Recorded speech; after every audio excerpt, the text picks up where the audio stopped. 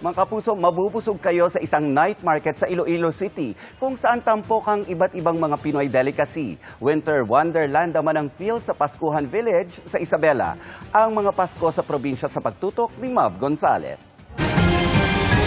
Snowy Christmas ang peg ng Pascuhan Village na ito sa Ilagan, Isabela. Enjoy ang mga bisita sa artificial snow. Bakas din sa mga naggagandahang booth ang likas na pagkamalikhain ng mga taga-Ilagan. Ang mga mananalong booth ay tatanggap ng premyo sa araw ng Pasko. Starry Fields naman sa Santo Domingo, Ilocos Sur. Pwedeng mag-ala Disney Princess sa pumpkin Christmas tree at castle na hitik sa palamuti. Sa mga balak magsikihor, hindi lang pag-ferry walk ang pwede niyong puntahan dito. Bukas na rin ang kanilang Christmas village, tampok ang iba't ibang cartoon characters. At mas nagliwanag ang gabi sa fireworks display. Bukod sa mga nakakabusog sa mata na palamuti at pailaw, hindi rin pwedeng mawala ang nakakabusog na food trip.